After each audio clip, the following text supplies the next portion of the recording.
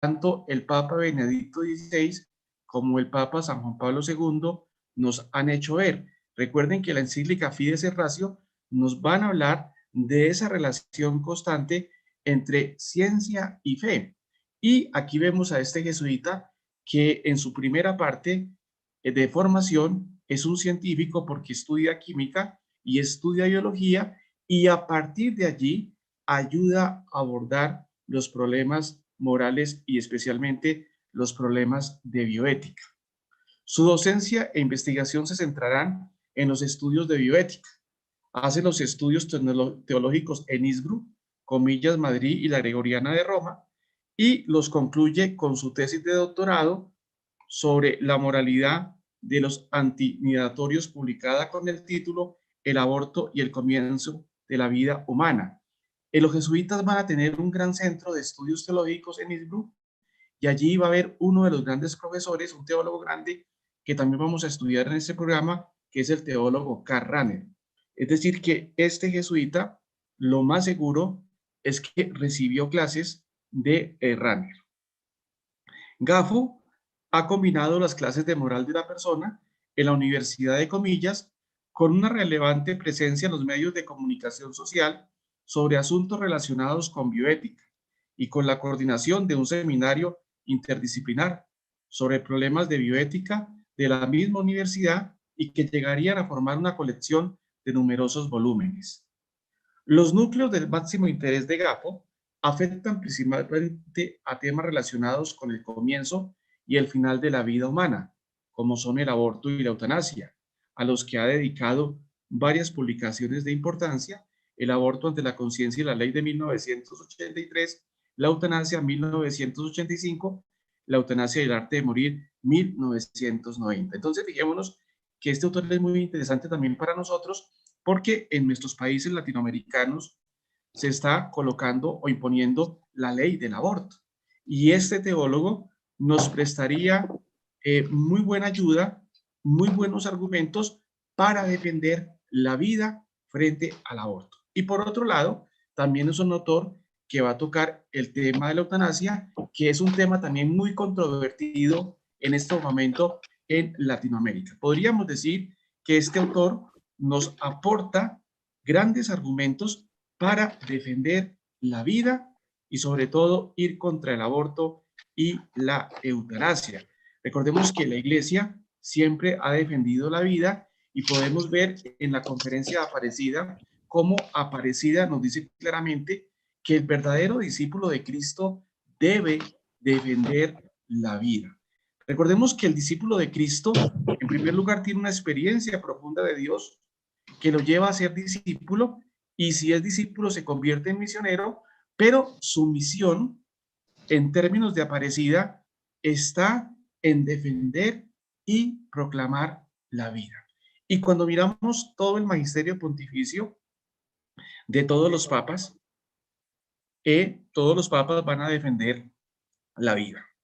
Su interés se ha extendido también a cuestiones de candente actualidad, como son los avances en el campo de la genética, tema que estudia en problemas éticos de la manipulación genética, la reproducción asistida. Gafo insistió durante toda su vida en la necesidad de mantener un diálogo abierto entre las posiciones eclesiales y los especialistas laicos en los difíciles retos que hoy plantea la bioética. Entonces es un autor vanguardista que entra en diálogo con otros especialistas de su materia. Pero si miramos la iglesia en el siglo XX, podríamos decir que poco a poco se ha ido abriendo al diálogo interdisciplinario. Y cuando miramos el Vaticano y sobre todo todos los papas han promovido el diálogo con la ciencia y el diálogo con la humanidad. Porque allí se muestra que la realidad es pluriforme. Es decir, no nos podemos quedar solamente en la trascendencia, desconociendo los temas de la inmanencia, es decir, los temas de la historia. Y el teólogo tiene que conocer los temas de la historia para también poder hablar de Dios. Recordemos que hay una categoría muy importante que se desprende del Vaticano II, que es la categoría signos de los tiempos.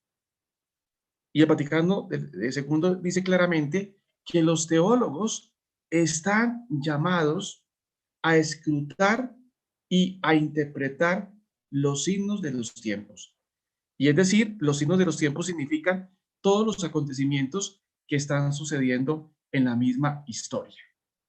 Teólogo fiel a la Iglesia, pastor y párroco durante varios años, que dio especial importancia a la predicación homilética, manifestó repetidamente su deseo de que la doctrina eclesial asumiese los riesgos de entrar en los debates de la bioética sin posiciones rígidas e insuficientemente sensibles al esfuerzo del discurso racional.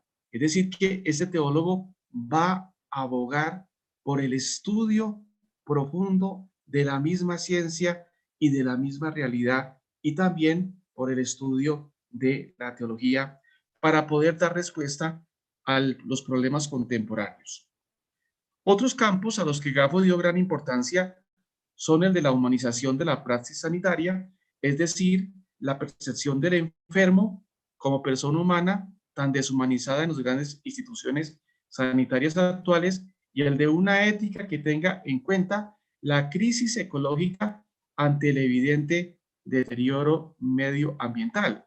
Fijémonos ya que este autor se había adelantado en cierta manera las cuestiones ecológicas, aunque ya desde el pontificado de Pablo VI, en el año 1971, Pablo VI ya empieza a hablar de la problemática ecológica, y lo mismo lo va a hacer San Juan Pablo II. Pero tenemos que esperar a Francisco para que Francisco saque una encíclica hablando de la problemática ecológica, que en el fondo es una problemática antropológica.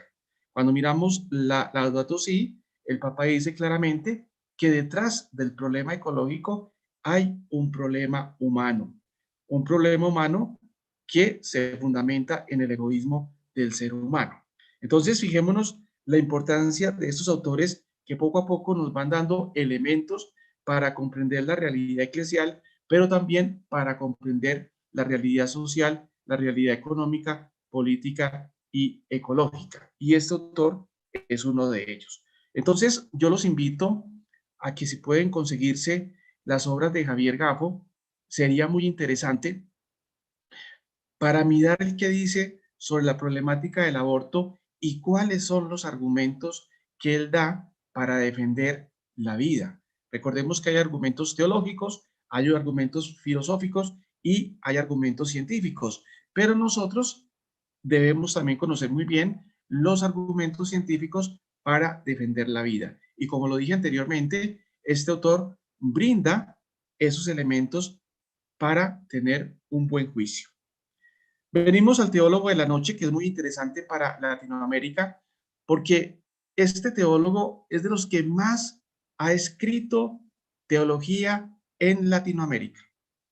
Ha tocado todos, podríamos decir, todos los temas de la teología sistemática, y tiene una cristología muy atractiva, muy llamativa, al igual que John Sobrino. Podríamos decir que tanto Leonardo Bo como John Sobrino, Leonardo fue franciscano y John Sobrino es jesuita, ambos tienen una cristología muy llamativa, muy atrayente. Y este autor sigue siendo controvertido, tiene muy buenas intuiciones, y yo diría que es delicioso de leer.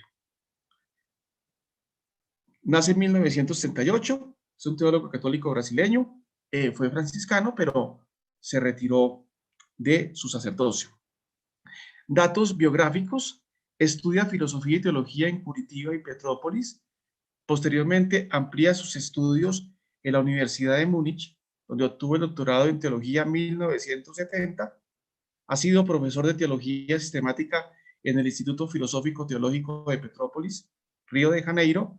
Fue procesado por la Congregación para la Doctrina de la Fe, que le impuso un periodo de silencio en 1984 por la tesis defendida en su libro Iglesia, Carisma y Poder. Este libro es un libro muy controvertido, pero tiene también unas intuiciones muy interesantes que valdría la pena volverlas a leer.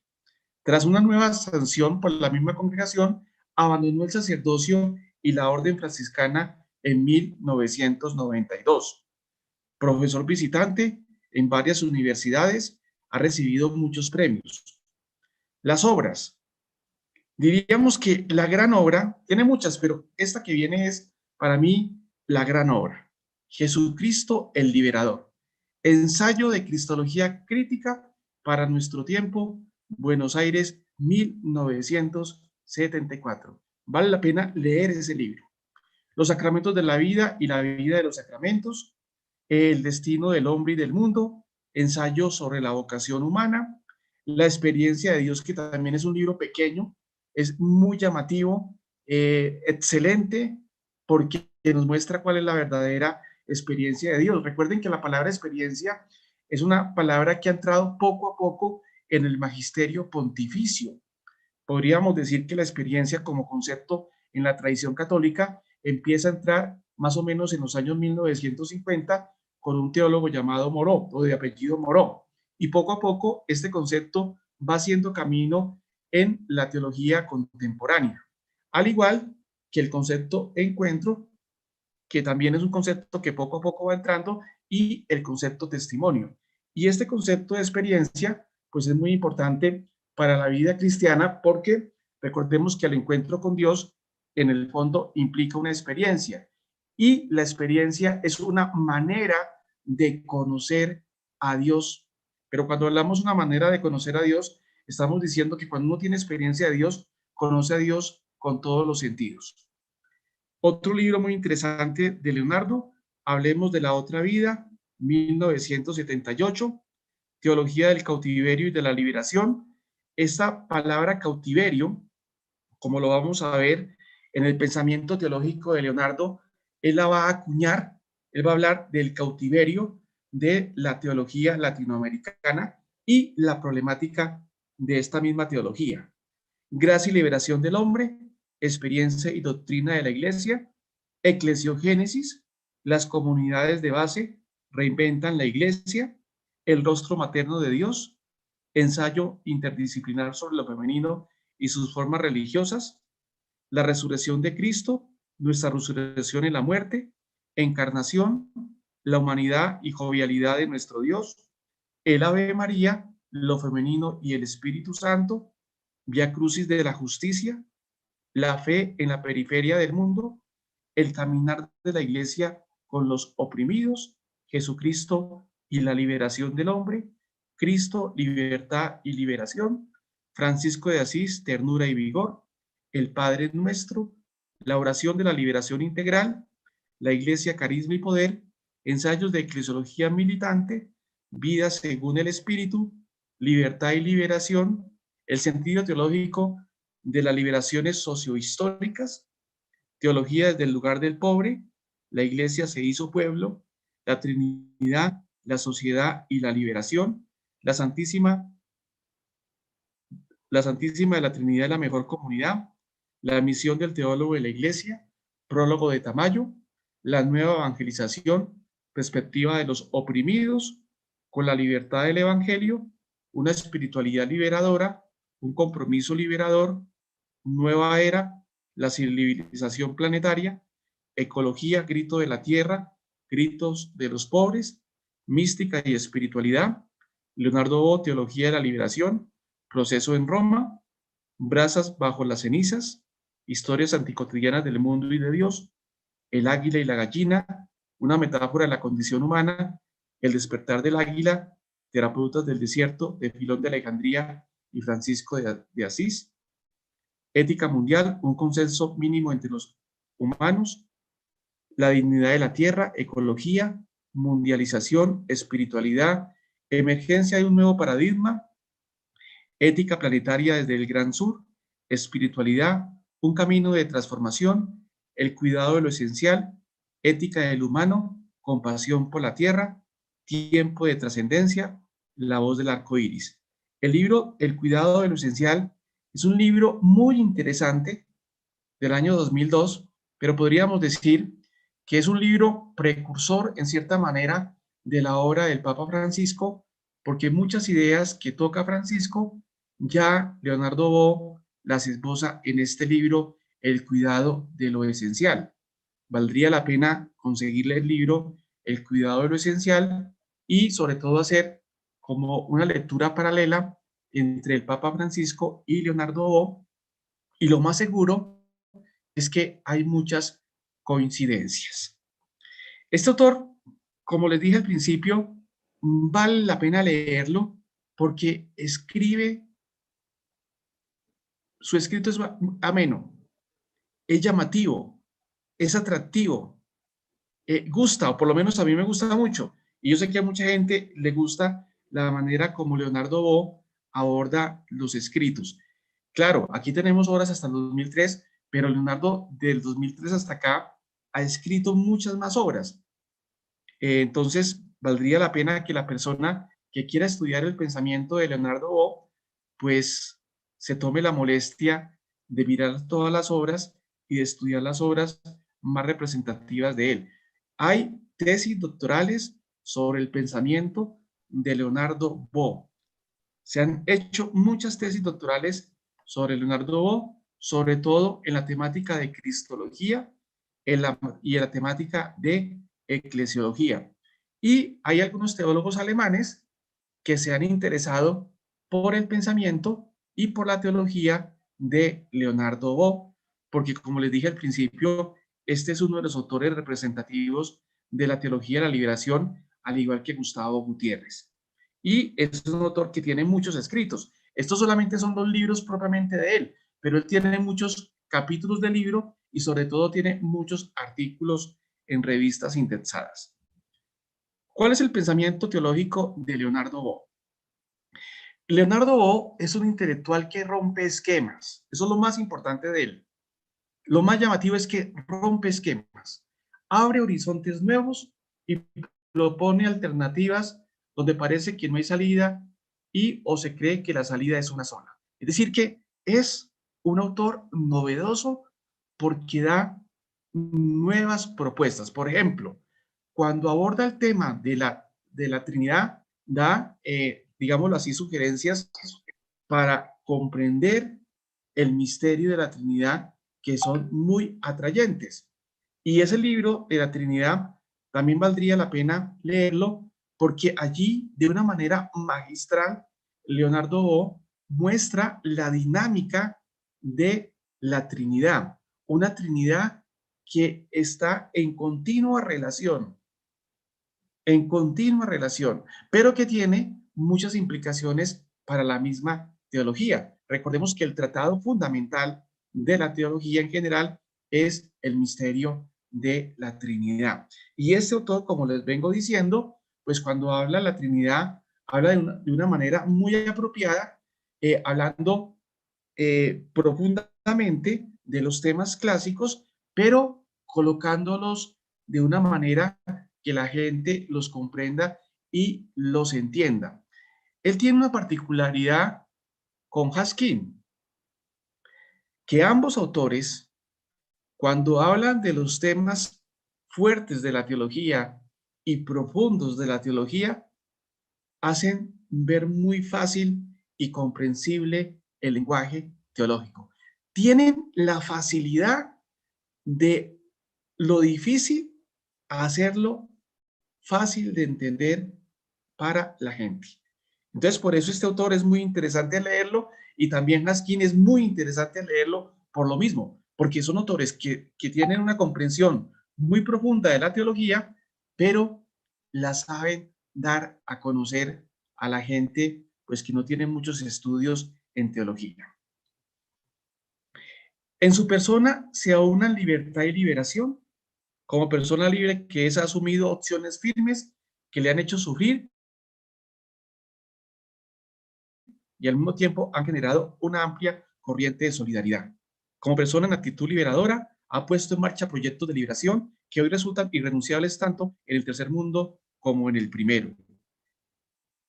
En su quehacer teológico, ha sabido compaginar ejemplarmente durante más de 3 décadas el rigor metodológico y la denuncia profética. Podríamos decir que el fuerte de él es la denuncia profética, pero a partir de los criterios del Evangelio. Es decir, que para él la cristología se convierte como una especie de hermenéutica para comprender, analizar la realidad y también tratar de dar respuestas a la misma realidad desde una perspectiva creyente. El rigor metodológico lo demuestra en el recurso a la doble mediación de la teología de la liberación, de la que es uno de sus principales cultivadores, la socioanalítica y la hermenéutica. Es decir, que toma y estudia la aportación de las demás ciencias humanas, como la sociología, como la misma política, como la misma economía, para interpretar la realidad objetivamente, pero a eso le aplica una hermenéutica. Fijémonos cómo la hermenéutica es una de las grandes mediaciones de la teología y todo el siglo XX ha tenido muy en cuenta la hermenéutica para el estudio de la misma teología y obviamente para el estudio de las cuestiones bíblicas. Pero el tema hermenéutico sigue siendo importantísimo en la teología. Recordemos que la teología necesita mediaciones. La primera gran mediación es la filosofía. La otra mediación es la historia. La otra mediación es la hermenéutica. La otra mediación es las ciencias humanas, es decir, lo socioanalítico. Y la teología utiliza estas mediaciones para comprender su contenido, para comprender su objeto y para tratar de dar una respuesta objetiva. Y Leonardo Bo, en este campo, podríamos decir que es un gran maestro. Bo recurre a la mediación de las ciencias humanas y sociales para un mejor conocimiento de la realidad donde se ubica. Fijémonos que eso es muy importante. Estudia la realidad. Pero si estudia la realidad, significa que Bo ha leído muy detenidamente la Gaudium Spes. Y obviamente se ha dejado interpelar por la conferencia de Medellín. Porque tanto la Gaudium Spes como las conferencias latinoamericanas, pero especialmente la conferencia de Medellín, que es como una especie de conferencia programática, porque va a dar los senderos y los criterios de la teología latinoamericana, pues en cierta manera van a interpelar el pensamiento de Leonardo Bo. Por eso Leonardo Bo se ubica en la realidad, es decir, en la historia, para descubrir los mecanismos de opresión que atentan contra la vida de los pobres y para liberar a la teología de su quizá falsa neutralidad social, de su supuesta neutralidad política y de su solo aparente indiferencia ética. Es decir, se ubica en la realidad, pero quiere estudiar los mecanismos de opresión. ¿Cuáles son los mecanismos de opresión que oprimen al pueblo de Dios y cuál ha sido la intervención de la Iglesia en esas, digámoslo así, luchas sociales? Cuando uno habla de esto, la gente piensa que uno es socialista, pero cuando miramos la doctrina social de la Iglesia, recordemos que la doctrina social de la Iglesia da unos principios fundamentales que deben ser tenidos en cuenta en la misma teología y en la misma realidad social, económica y política, como el principio de la dignidad humana, como el principio del bien común, como el principio de la solidaridad, como el principio de la subsidiariedad del Estado, como el principio de la autoridad y como el principio de la participación. Es decir, que cuando miramos la doctrina social de la Iglesia, allí también hay muchos criterios que ayudan a comprender el quehacer de la teología en la dimensión social. Y eso tiene un fundamento cristológico. ¿Y cuál es el fundamento cristológico? Las dos grandes dinámicas de Jesús.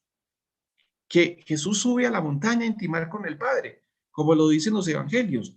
Ora, se relaciona con el Padre, pero el mismo Jesús que sube a la montaña pasa haciendo el bien. Es decir, Jesús también tiene un compromiso social con el pobre y con el más pequeño. Eso está en los evangelios.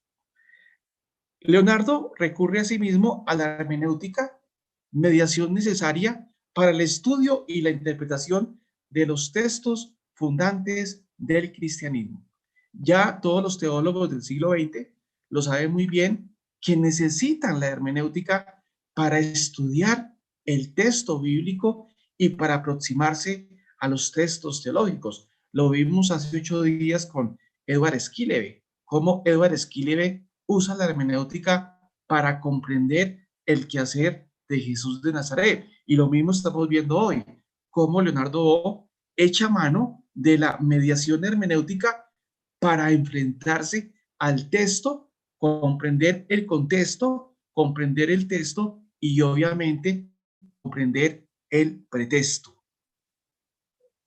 A través de ella analiza el contexto y los contenidos de dichos textos, descubre su sentido primigenio y pregunta por su significado hoy a la luz de los nuevos desafíos y de las nuevas preguntas que plantea la realidad. Eso es muy importante como Leonardo Bo, con sus estudios, con su hermenéutica, estudia el contexto, pero también estudia los contenidos de dichos textos, también para poder interpretar la misma realidad. Recordemos que detrás de todo esto se está moviendo el método ver, juzgar y actuar. El ver de una manera objetiva, el juzgar a partir del evangelio y el actuar con una dinámica también evangélica. Los pobres y la naturaleza son para Bo algo más que temas de reflexión o cuestiones en debate.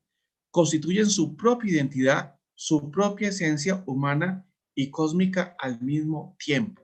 Es decir, que él, su reflexión está centrado en la problemática del pobre, pero también es centrado en la problemática de las víctimas y en la problemática de la naturaleza. Si ustedes ven en la página Koinonia, la pueden encontrar por internet, se van a dar cuenta cómo Bo cada 8 días está sacando permanentemente escritos sobre la problemática ambiental, sobre la problemática ecológica, sobre la problemática de la pobreza, etcétera, etcétera, y da muy buenas intuiciones que son necesarias que nosotros las tengamos en cuenta. Y cuando miramos el contenido de Bo, tiene mucho parecido con los escritos del Papa Francisco. Recordemos la Laudato Si, la misma Fratelli Tutti del 2020, como el Papa da criterios de orientación. Pero ese teólogo, pues es un teólogo que también ha tocado esos temas que obviamente el Papa Francisco los está volviendo a tocar. La teología y la ecología son las dos disciplinas que Bo ha cultivado dentro de su unidad diferenciada. Entonces, Bo estudia muy bien en su última fase, que es esta, el problema ecológico. Tiene muchos libros sobre la problemática ecológica y valdría la pena estudiar. Él tiene un libro, por ejemplo, con Molman, que ya lo estudiamos aquí el año pasado, un libro que habla también de la creación y de la misma ecología. Es interesante leer ese libro porque allí podemos ver las intuiciones de Molman y las intuiciones de Bo en cuanto a la problemática de la misma ecología. Bo ha ejercido una influencia multidimensional en la teología y en los movimientos cristianos de base. Él ha trabajado mucho la comunidad de base.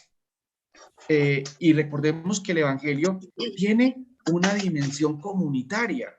Eso no es invención de la teología de la liberación.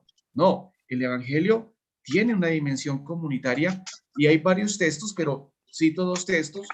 Marcos 3, 14 y 16. El Señor los escoge para que estén con Él.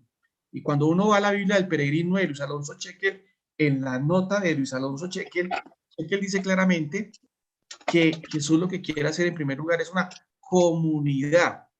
Y hay un texto muy referente, muy diciente, que es el texto Hechos 2:42, donde se nos muestra el ideal de comunidad, una comunidad que se reúne a compartir, una comunidad que se reúne a orar, una comunidad que se reúne a celebrar. Entonces, esa comunidad, en cierta manera, va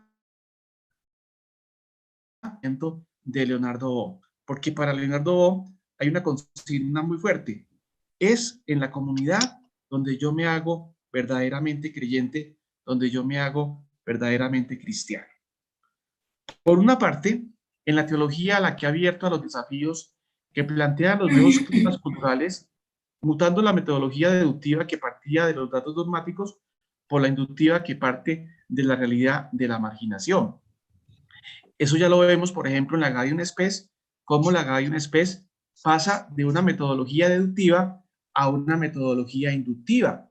Y cuando vemos, por ejemplo, las conferencias latinoamericanas, Medellín, Puebla, etcétera, etcétera, nos vamos a dar cuenta que primero se hace un análisis de la realidad para después entrar en una perspectiva teológica. Y Leonardo Boff también va a apelar a esta metodología inductiva.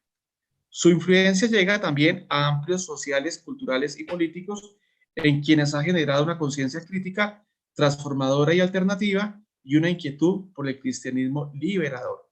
Es decir, para él, la vida cristiana, el cristianismo debe ser liberador. Liberador. Ha publicado numerosos estudios sobre la mayoría de los tratados teológicos, Trinidad, Dios, Jesús de Nazaret, el Cristo liberador, el Espíritu Santo, María, sacramentos, antropología teológica, escatología, gracia y pecado. Los aspectos innovadores que cabe destacar en ellos son los siguientes: interdisciplinariedad, correcta articulación entre teoría y práctica, fe y sabiduría, revelación de Dios y experiencia humana, nuevas categorías teológicas en sintonía con las nuevas corrientes filosóficas y los nuevos climas culturales. Es decir, que es un autor, un teólogo que está a la vanguardia del pensamiento contemporáneo y está en un permanente diálogo con la filosofía contemporánea y también con las ciencias contemporáneas. Apertura a otras tradiciones religiosas distintas de las cristianas, recurso a los métodos histórico-críticos en su aproximación a los textos de la Biblia, de los santos padres, del magisterio eclesiástico y de la tradición teológica cristiana.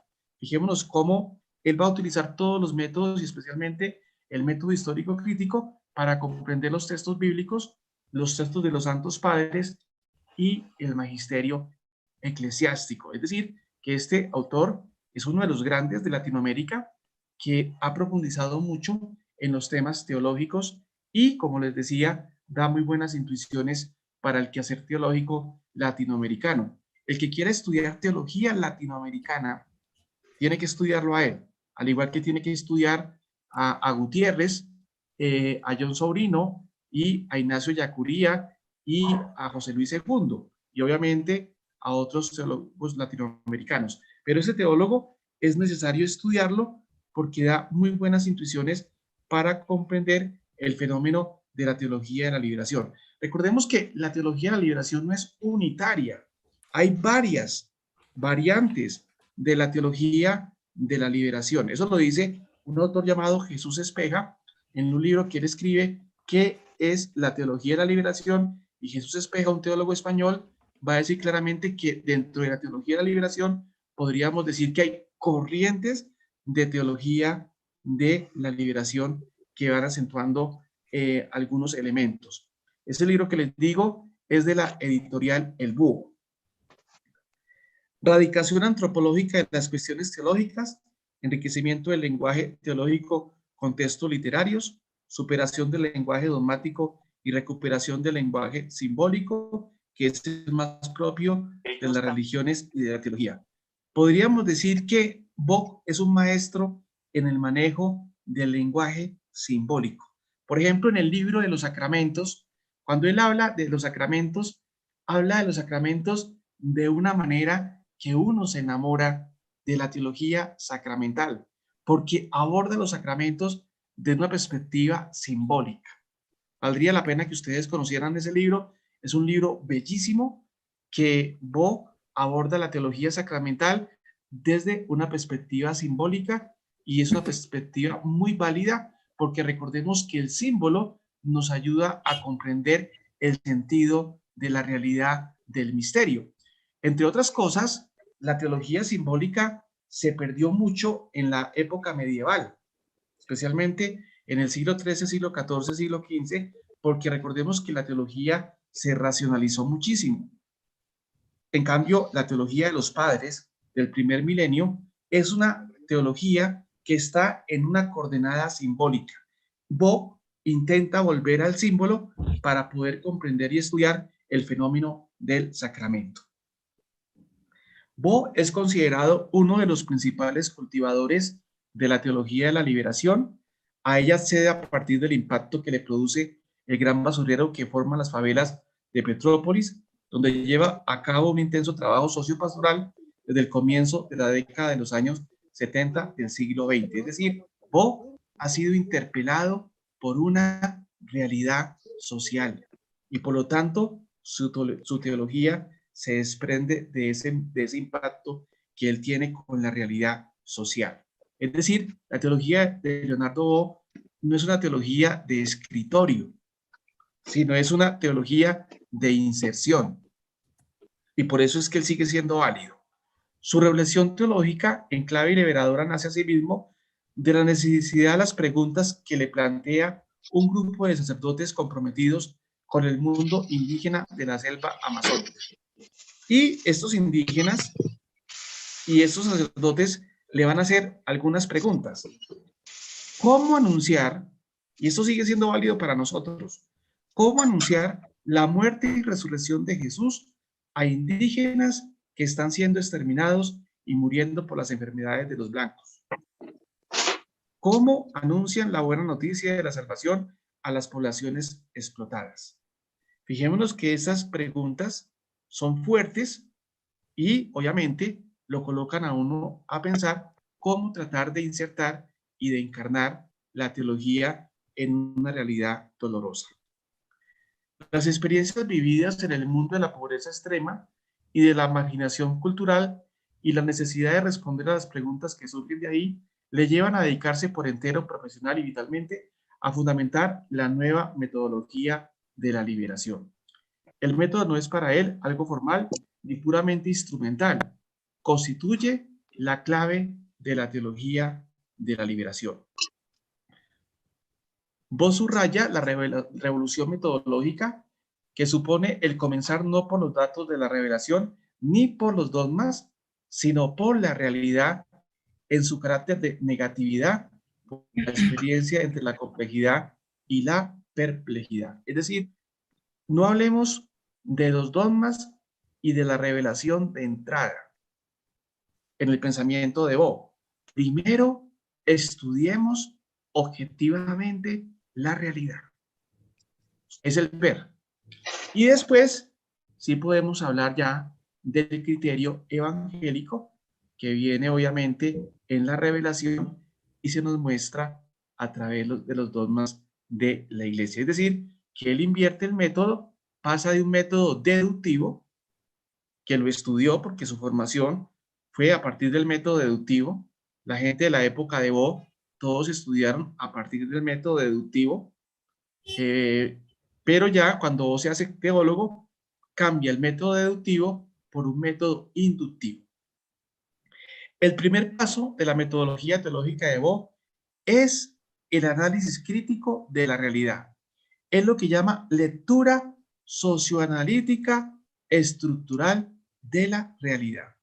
Y eso lo podemos ver, por ejemplo, en la encíclica del Papa Francisco en Laudato Si, cuando él en las primeras partes nos va a hablar de la problemática ecológica y de la realidad ecológica.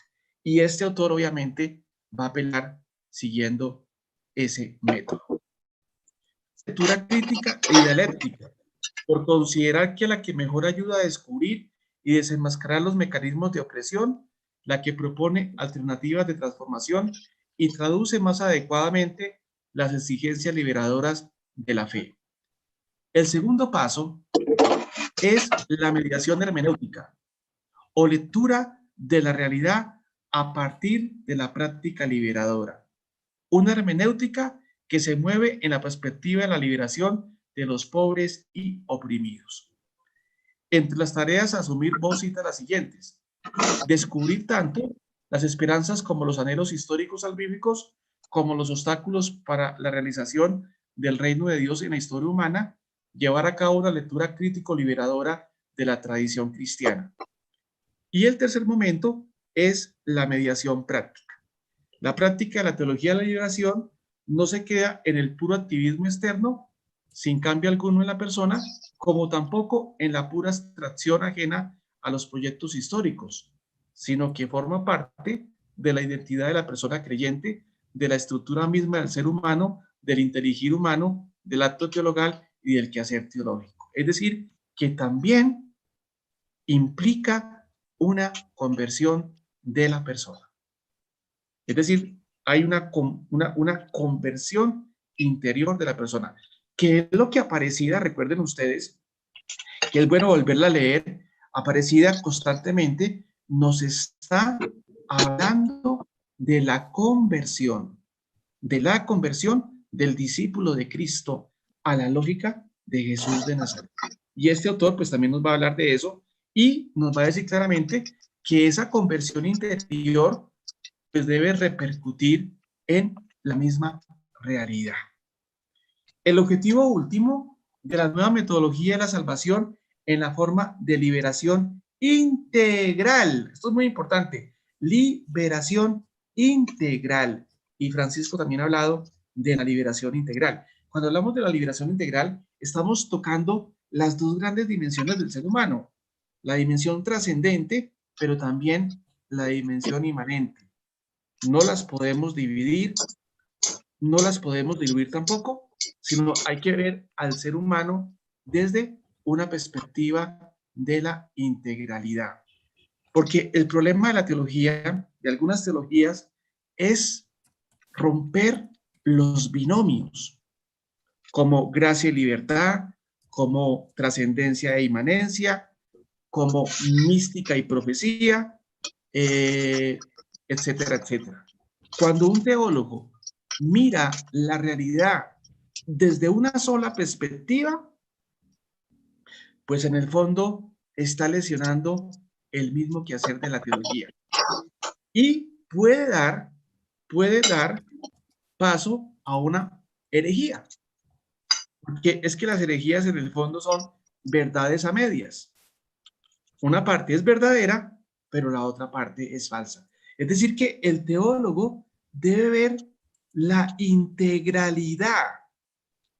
En este contexto, lo inmanente en relación a lo trascendente en relación a lo inmanente, la relación que existe entre mística y profecía, profecía y mística, la relación que existe entre gracia y libertad. Entonces, cuando hablamos de liberación integral, se tiene que tener en cuenta todas las dimensiones del ser humano. La salvación anunciada por el cristianismo es para él un concepto totalizador que no se limita a las liberaciones económicas, sociales e ideológicas, pero tampoco se realiza sin ellas o pasando por ellas como por las brasas. La salvación definitiva y escatológica se mediatiza, anticipa y concreta en las liberaciones parciales e intrahistóricas en todos los niveles de la realidad y está abierta hacia una plenitud y una totalidad que solo se puede alcanzar en el reino. Aquí está en el fondo resonando el teólogo protestante Jürgen Moltmann. Recordemos que él va a hablar de la escatología, pero cómo la escatología se empieza a realizar desde la tierra, desde el ahora. No hay que esperar el más allá, sabiendo que tenemos que ir al más allá, pero el más allá se empieza a tejer desde acá. El compromiso en la historia. Y el Vaticano II nos va a dar muy buenas puntadas en la Gaudium Spes porque nos va a dar criterios para estar dentro de la historia, que es interesante ese aspecto, porque no podemos negar que en una época la espiritualidad y la teología, obviamente desde el Vaticano II, se quedaba mucho en lo trascendente, olvidando a veces las problemáticas históricas y las problemáticas sociales. Sin embargo, ya con el León XIII, vemos, por ejemplo, la encíclica Rerum Novarum del año 1891, cómo el Papa León XIII se interesa por la problemática social. Pero ha habido algunos momentos en la historia donde la teología y la espiritualidad se ha desencarnado. Estoy estudiando, estoy en Zoom. Se trata de una categoría descriptiva de la antihistoria de las personas, grupos sociales y pueblos Hola, señor. humillados Hola, y olvidados. Hola, señorcito. Estás en los cielos. Amén. ¿Podemos Hola. apagar el micrófono, por favor? Sí. Bo aplica esta categoría a la situación en que vive América Latina desde la conquista y señala a la idea ilustrada del progreso como una de las responsables de ese estado de cautividad. Yo les hablaba de la idea cautiverio, el concepto cautiverio, pues aquí él lo va a acuñar. La ubicación social y eclesial de los teólogos y de las teólogas es un elemento fundamental del nuevo método y constituye uno de los ámbitos de la revolución metodológica llevada a cabo por Bo dentro de la teología de la liberación. El lugar social son las organizaciones sindicales de clase, los movimientos feministas, ecologistas, pacifistas, las organizaciones de las personas sin techo, el movimiento de los campesinos sin tierra.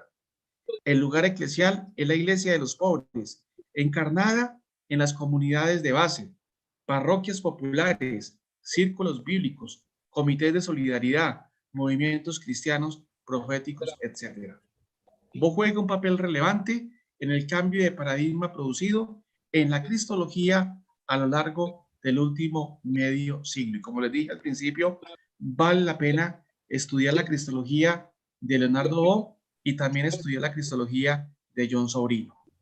Su obra Jesucristo Liberador de 1972 es considerada la primera cristología latinoamericana en la perspectiva de la liberación, una cristología que libera a Jesús de la conciencia burguesa en la que vivía secuestrada en medio de una pluralidad de imágenes pietistas y lo abre al mundo de la historia y de los pobres.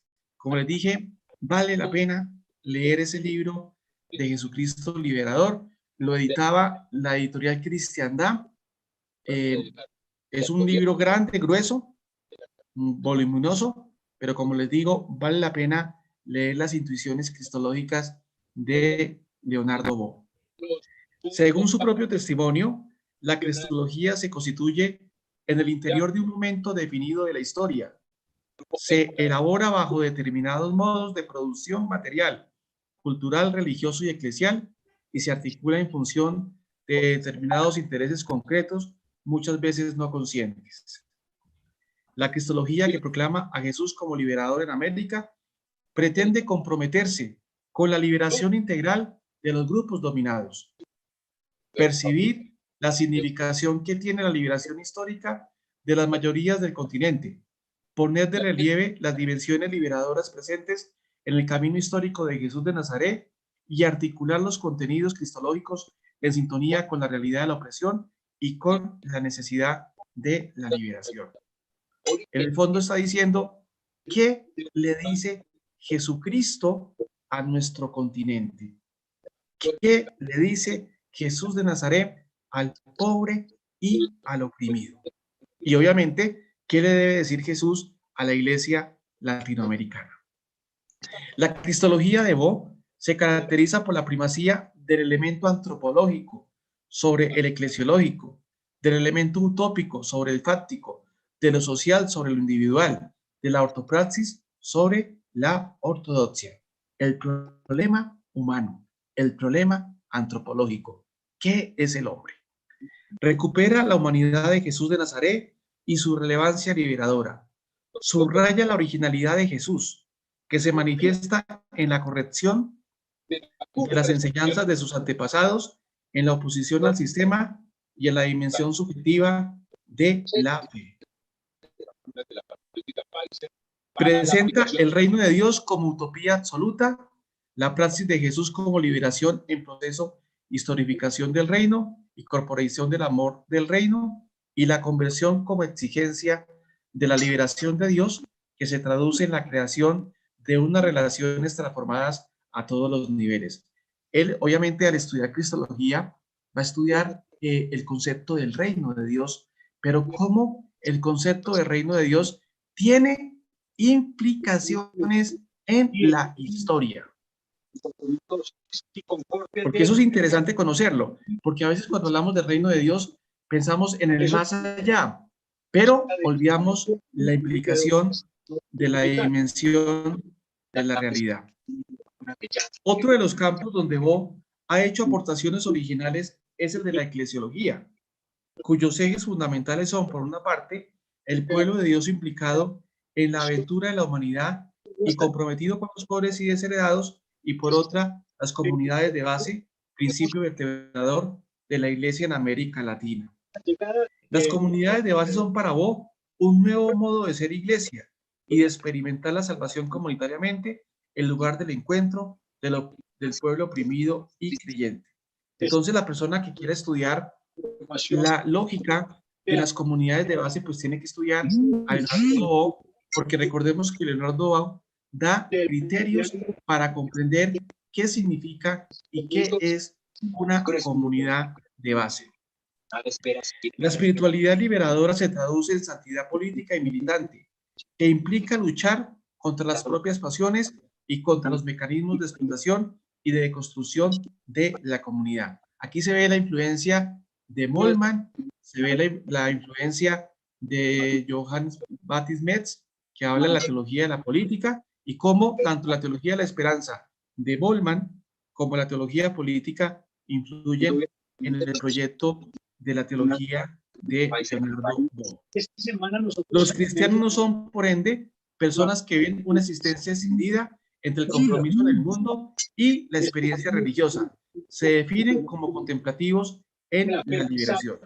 Y fijémonos cómo Bow une esas dos dimensiones: compromiso en el mundo y experiencia religiosa. En el fondo está diciendo compromiso profético y compromiso místico. Es decir, que Bow no renuncia a el compromiso social en el mundo, es decir, el profetismo, pero tampoco renuncia a la experiencia religiosa, que nos lleva obviamente a una experiencia mística. La teología en clave ecológica de Bow cuestiona la supuesta fuerza emancipadora del paradigma científico-técnico de la modernidad centrado en el ser humano, ya que dado su carácter selectivo, ni es universalizable, ni es integral, ni siquiera humano. Fijémonos cómo ya Bow nos va a hablar de la problemática ecológica, que es lo que está haciendo también el Papa Francisco. Pero ya Bow en el año 90, 95, 98, 2000, ya empezaba a hablar de estos temas de la problemática ecológica. Ya lo habíamos dicho, las dos grandes vertientes de la reflexión de Leonardo Bow son el pobre, la problemática del pobre y la problemática ecológica. En los puntos de vacunación, muchas personas prefieren no vacunarse si no es con esta farmacéutica. ¿Podemos apagar el micrófono, por favor? Lo que hace Bow ahora es ensanchar el horizonte de la liberación, que debe llegar a todos los seres humanos, y la opción por los pobres, que debe incluir a los seres más amenazados de la creación, entre los cuales se encuentra el planeta de la Tierra. Y por fin llegamos al último autor, un autor oriental, un autor ortodoxo, que es muy interesante. Estuvo como visitante, como participante de una manera pasiva en el Concilio Vaticano II. Fue invitado por la Iglesia al Vaticano II. Y el autor es Paul Eudikimo, 1901, y muere en el año 1970. Datos biográficos. En nosotros la vacuna de Sinovac. ¿Podemos apagar el micrófono, por favor? Y por ello, a parte del personal de la salud de Bogotá, lleva todo. Datos biográficos. De familia aristocrática, recibe en su niñez y primera juventud una sólida formación humanista y religiosa. Graduado en la escuela militar, pasa pronto a la Escuela Superior de Teología de Kiev. Exiliado primero en Constantinopla y después en Francia, concluye sus estudios teológicos en el Instituto San Sergio de París en 1928. Doctor en filosofía en 1942. Durante la ocupación alemana participa activamente en la resistencia francesa. A partir de 1954 es profesor de teología moral en el Instituto San Sergio de París. Con una vocación ecuménica muy clara, es miembro del comité directivo. Ya podemos ver entonces que este autor oriental va muy en la línea de el estudio del ecumenismo. El Instituto San Sergio le confiere el doctorado en teología en 1962 por su tesis de Dostoyevsky y el problema del mal. Observador ortodoxo durante el Concilio Vaticano II, también ha impartido clases en el Instituto Superior de Estudios Ecuménicos del Instituto Católico de París. Eudoquimó ha sido uno de los teólogos que mejor ha enseñado al occidente cristiano las riquezas del pensamiento ortodoxo de Oriente. Las obras: Introducción a Dostoyevsky, Sacramento del Amor, El conocimiento de Dios en la tradición oriental, La enseñanza patrística, litúrgica e iconográfica, La mujer y la salvación del mundo, El amor loco de Dios, El arte del ícono, Teología de la belleza, Las edades de la vida espiritual.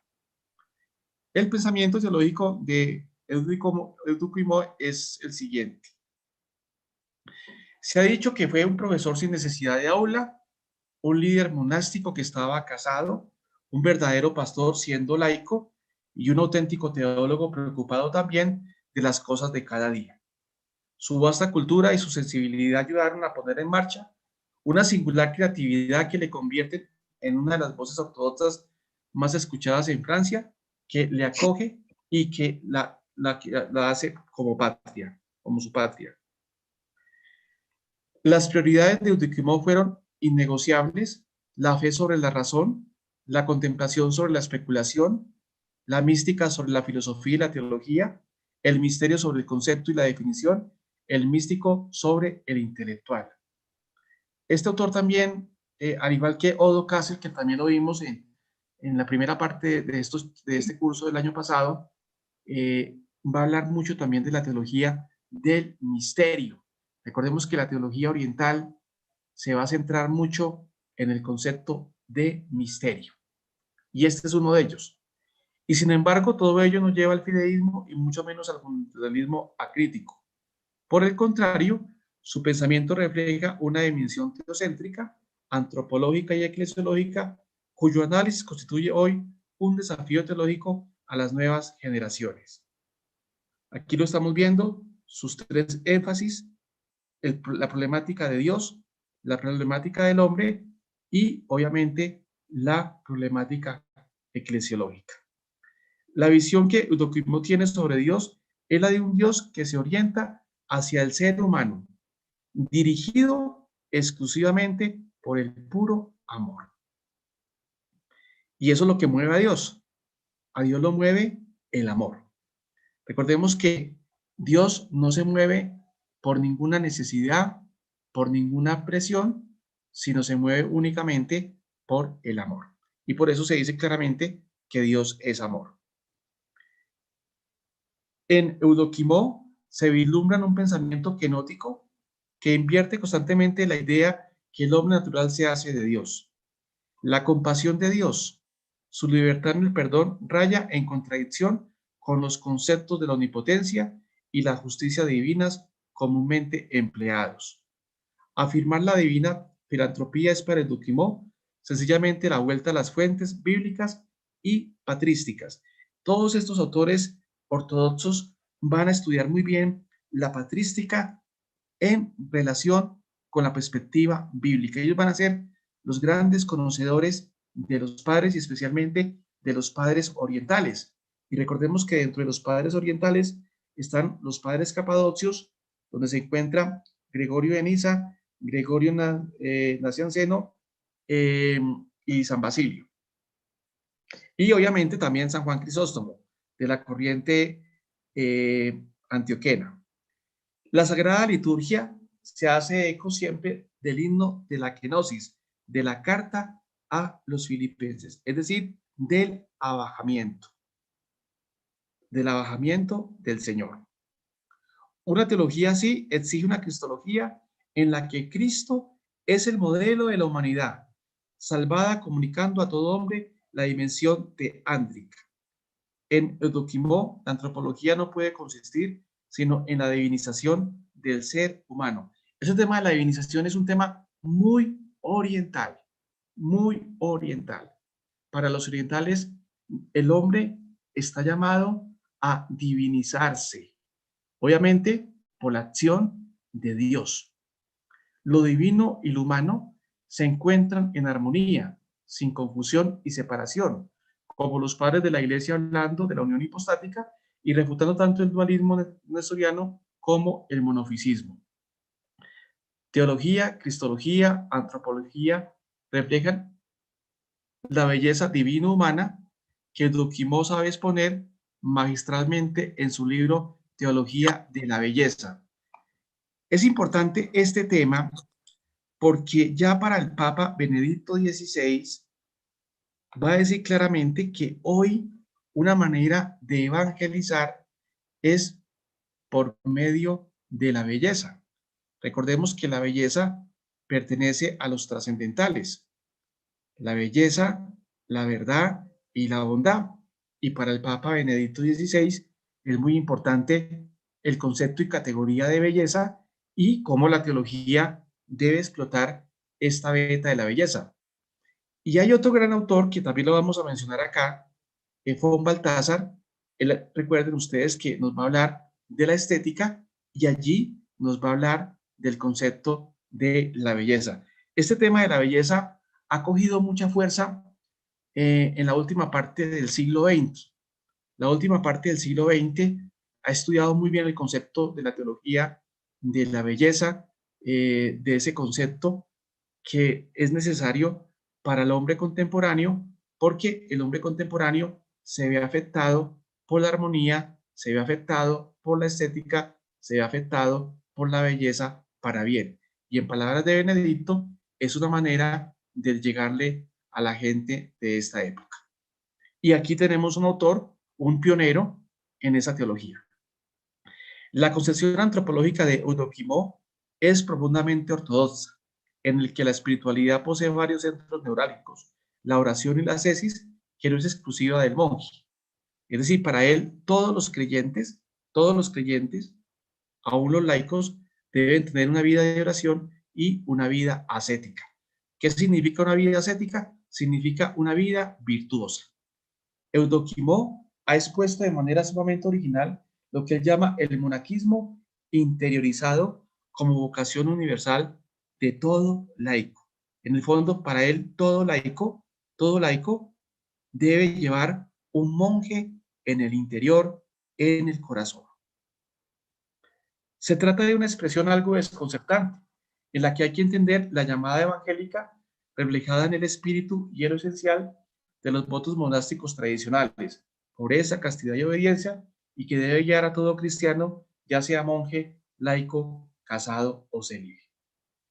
La antropología de Eudoquimó va de la mano de la eclesiología, por eso en todas sus obras aparecen, siempre en perspectiva ecuménica, los dos sacramentos que expresan la unidad de la Iglesia, el bautismo y la Eucaristía. Un tema fuerte de este autor es el problema y la problemática ecuménica. Entonces, fijémonos cómo aquí podemos también encontrar un autor que nos dé pistas, que nos dé orientaciones para ese diálogo ecuménico. La aportación ecuménica de Eudoquimó ha sido muy valiosa en Francia. Contribuyó a desechar la idea de que el ecumenismo era un movimiento meramente espiritualista y ayudó a forjar su estatuto teológico. Y recordemos que el Vaticano II también en el fondo tiene una vocación de diálogo y una vocación ecuménica. Y si miramos los pontificados, a partir del Vaticano II, obviamente unos más que otros, van en la línea de seguir profundizando ese diálogo ecuménico y de seguir profundizando ese diálogo interreligioso. Y cuando miramos la última encíclica del Papa Francisco, Fratelli Tutti, pues también nos invita a entrar en diálogo con las otras religiones para poder forjar también la paz. Entonces, estos autores son importantes porque ya nos dan intuiciones, porque nos ayudan a comprender cuál ha sido la lógica de la misma iglesia y cuál ha sido la lógica de los teólogos contemporáneos. Todos los grandes teólogos en el fondo han buscado entrar en diálogo con la teología cristiana católica. Entonces, es interesante conocer este autor. Bueno, muchas gracias, muy amable. Yo creo que hemos llegado al final. No sé si de pronto hay acotaciones,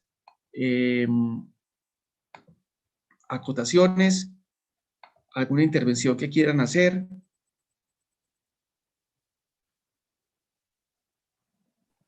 Padre, buenas noches, ¿cómo está? Buenas noches, hermano Juan, ¿cómo está? Bienvenido. Bien, muchas gracias. No, pues muy interesante los autores del día de hoy. Sobre todo el Leonardo Boff y el primero que me recuerda el nombre del primero. ¿No? El primero fue, lo que pasa es que con todo el respeto, hoy tuvimos mucha interferencia y quiero decirles con todo el respeto que por favor si vienen al programa apaguen los micrófonos porque no dejan escuchar y la gente se incomoda y yo también me incomodo. Entonces, por favor, pero el primero que estudiamos es muy interesante, es Javier Gaffo, y es muy interesante en las cuestiones bioéticas. Y podríamos decir que es uno de los pioneros en el estudio de la bioética en el habla hispanoamericana. Recordemos que él fue químico, fue biólogo y profundizó toda la problemática de la bioética, concretamente la cuestión de la eutanasia y la cuestión del aborto. Y como yo lo dije ahorita, hoy, recordemos que en Latinoamérica muchos países como la legislación argentina, están apostándole al aborto. Entonces nosotros como cristianos católicos, que somos la mayoría, debemos tener argumentos de por qué no podemos apoyar un candidato pro aborto y por qué no podemos apoyar el aborto y la eutanasia. Pero para eso hay que tener argumentos teológicos, argumentos filosóficos y obviamente argumentos científicos. Y este autor, el primero, Javier Gaffo, pues da unos criterios muy interesantes para poder defender la postura de la iglesia. Y también les decía, recuerde usted, le decía el magisterio de Aparecida, cómo Aparecida en el fondo nos invita a vivir la vida y a proclamar la vida en todas las dimensiones de la realidad. Pues mirando el contexto, por ejemplo, de nuestro país, aquel día veía en el noticiero, hay 22.000 personas fueron prácticamente asesinadas a través del aborto. Estaban haciendo una protesta al frente de, creo que era en Medellín, y había una protesta contra el aborto, y decía uno, bueno, ¿de dónde uno se agarra para poder enfrentar toda esta problemática? Sí. Y esto es un autor supremamente interesante para hay un elemento que ahí también lo toqué tangencialmente cuando hablé un poquitico de Leonardo Boff. La doctrina social de la iglesia nos da criterios para defender la vida. Y nos da criterios para defender la vida porque la doctrina social de la iglesia nos propone 7 criterios que nos sirven para examinar un candidato a la política, sea quien sea. Primer criterio de la dignidad. Si un programa político no apoya la dignidad del hombre y de la mujer, no sirve como candidato. Segundo criterio, bien común. Si no se lucha por el bien común, tampoco sirve. Tercer criterio, el principio de la subsidiariedad. Es decir, que el Estado debe también preservar la autonomía del particular pero también debe colaborarle al particular cuando el particular no pueda.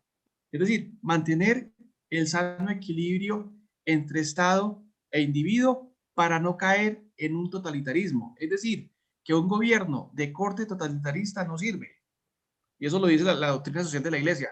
El otro criterio, la solidaridad, que es el principio del buen samaritano, y que la Fratelli Tutti en el capítulo 2 lo dice claramente el Papa, que es el criterio hermenéutico del creyente. El criterio de autoridad, debe haber autoridad, y el criterio de participación ciudadana en la misma sociedad. Por eso nosotros como creyentes estamos obligados en cierta manera a participar en la democracia. No podemos ser ajenos a eso. Ya hay un compromiso social.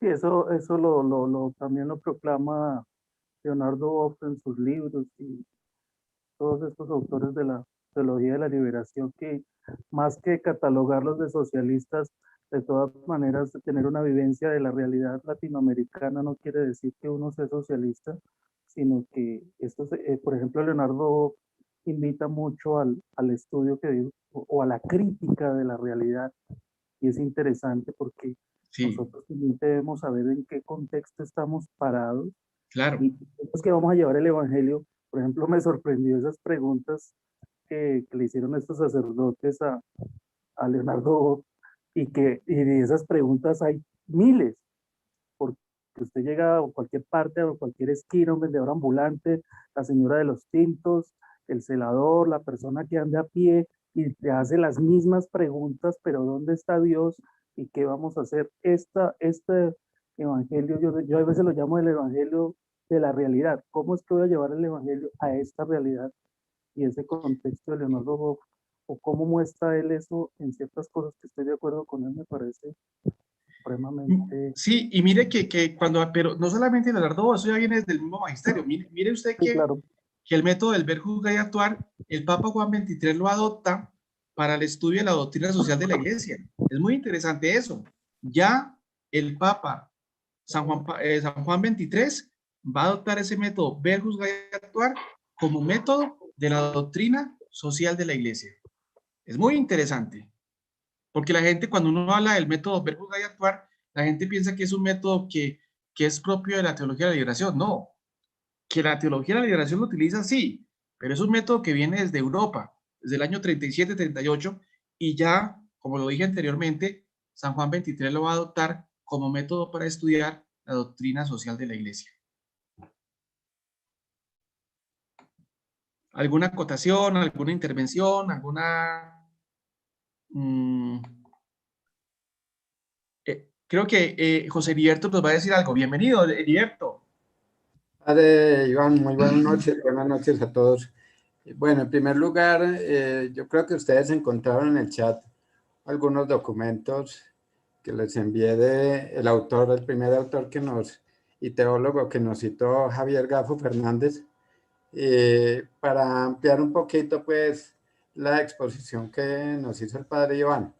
Lo otro, pues, no sé quién hace la monitoría o relatoría de esta diplomada, para que oriente un poco a quienes asistimos de cómo desde la parte inferior, al lado izquierdo de la pantalla, haciendo un poco clic, nosotros podemos activar o desactivar el micrófono para que tanto usted como los próximos panelistas no tengan inconveniente, ni nosotros en cuanto al audio de la exposición que se hace, porque la verdad eso dificulta mucho el proceso de aprendizaje y aparte de eso, pues hace que el horario se extienda un poquito. De resto, pues agradecer a usted, padre Iván, y a la Escuela de Teología por todos sus aportes.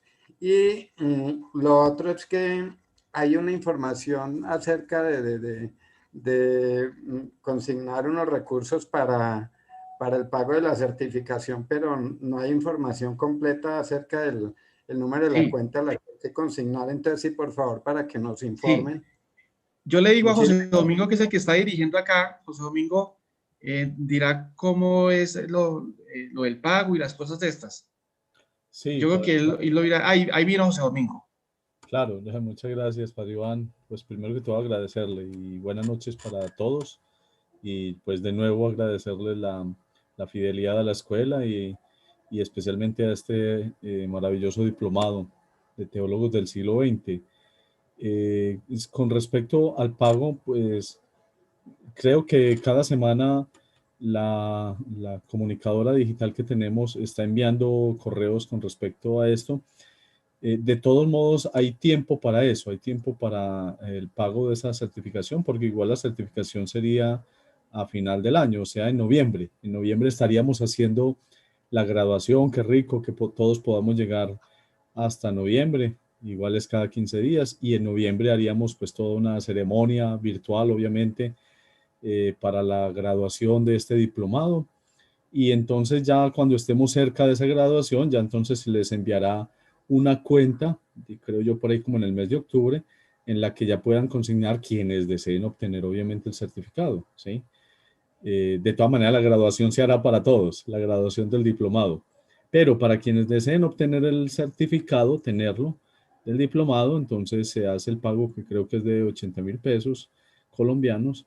Y entonces, como les digo, por ahí hacia el mes de octubre ya se les estará enviando la cuenta a la que se les pueda, a la que puedan consignar. No sé si ya hay alguna otra inquietud. Buenas noches, reverendo Padre Iván, solamente para saludarle de aquí desde Huánuco, Perú, a usted y también a toda la organización que nos hace llegar esta formación del diplomado y también de los estudios teológicos. Yo estoy muy agradecido desde aquí del Perú y mis felicitaciones. Al mismo tiempo también pedir su bendición a usted, Padre Iván, para que así nosotros también asimilemos como usted tiene bastante conocimiento intelectual, teológico. Yo estoy muy agradecido, de verdad. Muchas gracias, Padre Iván. Muchas gracias y muy amable por habernos acompañado. Más compañeros.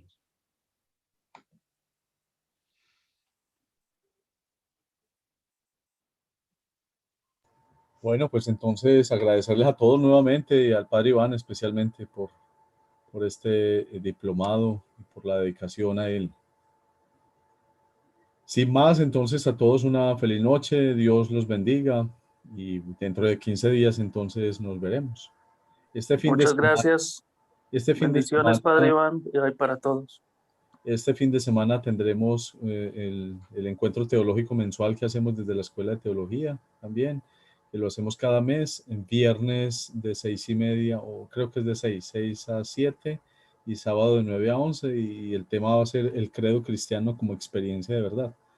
Va a estar con nosotros un doctor en humanidades, hablándonos no solamente desde la academia, desde su experiencia de academia, sino desde también su experiencia de fe. El credo como experiencia de verdad. Por si Disculpe, están interesados. Disculpe, ¿es este viernes y el sábado? Sí, este viernes y el sábado. Muchas gracias.